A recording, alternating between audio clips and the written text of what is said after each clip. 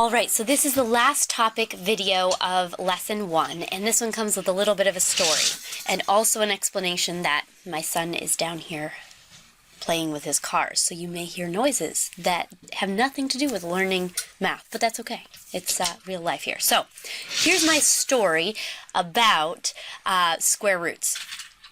The story goes like this. Apparently, when mathematicians were first getting their start as published authors, in other words, back in the time of the printing press, and also then in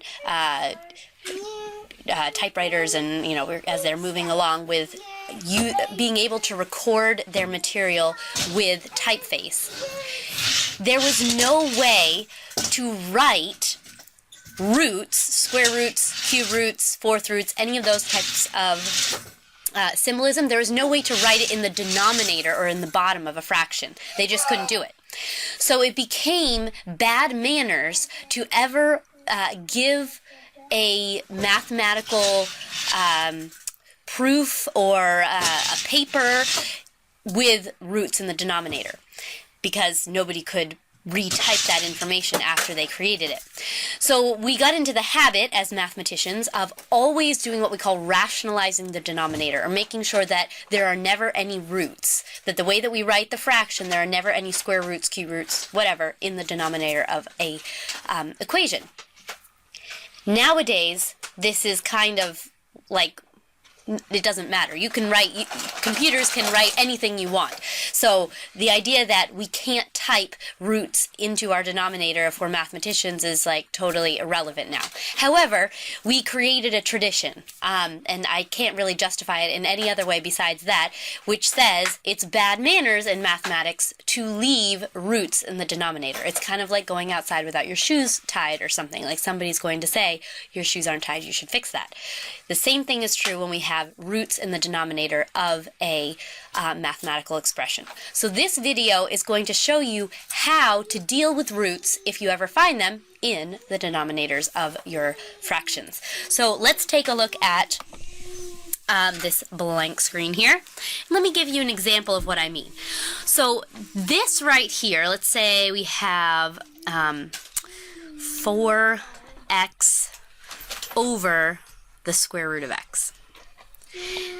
This is an example of bad math manners because we have a square root in the denominator or in the bottom portion of a fraction. And again, why is it bad manners? Well, because years and years and years ago when we were just working with typeface, you couldn't write it that way. You couldn't type it that way. And now we've created a tradition. So there's nothing mathematically wrong with what I have written here. It's just, the only way I can say it is, it's bad manners in math. Whenever we want to change an expression mathematically, we don't mean we want to change the quantity. We want it to stay the same. So for instance, if I have 1/2, I could change that to be 2/4, or I could change it to be 4/8, or I could change it to be, I could say 3/6. All of these are expressions of 1/2, same quantity, but I've written it with different numbers. And in fact, if you remember, the rule of fractions is that I can change the fraction as long as I multiply the top and the bottom by the same amount. So as long as you multiply the top and you multiply the bottom by the same number, then we can change the numeric expression of that fraction without changing its numeric value. Let's see if we can apply that over here to our little example, 4x over the square root of x. We want to get rid of the root. Now remember that in the last video, in topic 2, we talked about the fact that if I take the square root of x and I square it, I could get rid of the root. However, I can't just square the top and bottom of a fraction. Remember, the rule is you have to multiply the top and bottom by the same thing. Taking something to a squared power does not fit that. In fact, if I were to take 1/2 and square the top, I'd get 1. If I squared the bottom, I'd get 4. So if I square the top and bottom of 1/2, I get 1/4. And we think for a second, is 1/2 and 1/4 the same? No, that didn't work. However, I can use multiplication to mimic squaring. Remember, if I square something, it's just taking it and multiplying it by itself. If I take the square root of x and I multiply it by the square root of x, that's the same as squaring. That's my point.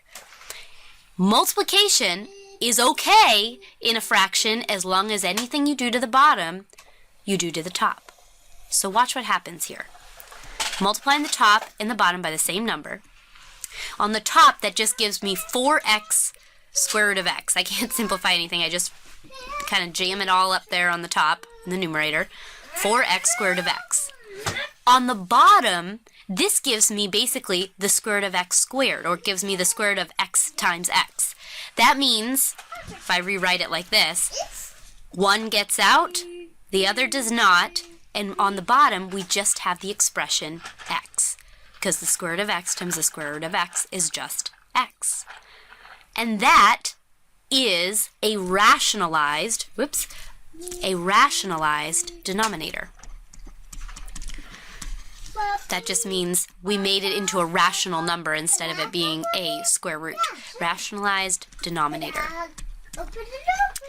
And actually, I could take this one step further and say I have an x on the top and an x on the bottom, which I could cancel here, like x and x, those cancel each other out. So this expression is actually just 4 times the square root of x. And believe it or not, if you don't believe me, make x equal to something like 2 and put this expression into your calculator. Oops, keep getting dots here. And you could say like 4 times 2 over the square root of 2. Find that on your calculator and you'll get the same number if you just say 4 times the square root of 2. It's the same exact numeric value. I just rearranged it, or in other words, I rationalized the denominator. Now before I end this video, because we're going to do some more work with this in class tomorrow, I want to show you how this applies to maybe like a cube root. So let's take 4x over the cube root of x.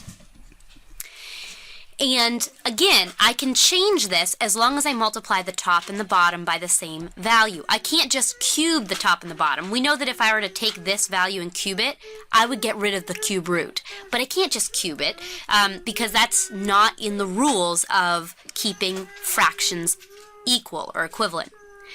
I can imitate that though with multiplication, because taking something to the third power is the same as just taking the cube root of x times the cube root of x times the cube root of x 3 times. That is taking this cubed. And I can do that to the bottom, remember, as long as I also do it to the top. That's how I keep it balanced. I keep it the same. So whatever I multiply the bottom by, I also multiply the top by. Now let's see what happens.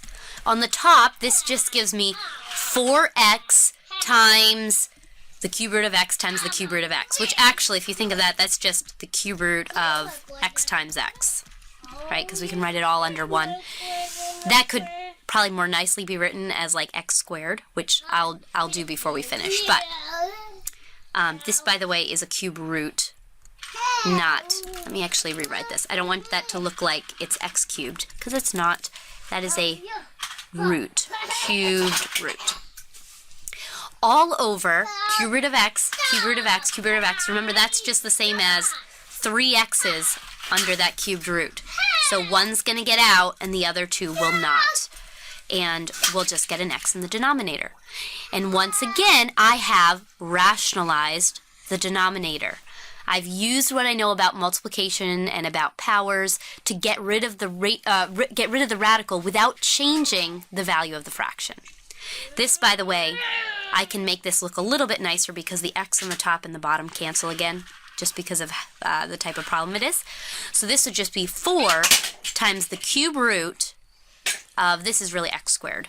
I could write xx, but x times x is x squared. And so the answer here is 4 cube root of x squared. All right, we will continue working with that tomorrow in class, but I wanted you to see that connection. I think I'm going to leave it there. I'm torn because I could give you another short example, but I think that we're just going to leave that for tomorrow. And I just want to make sure that you have this in your notes and you've had a look at it. So we will talk again tomorrow.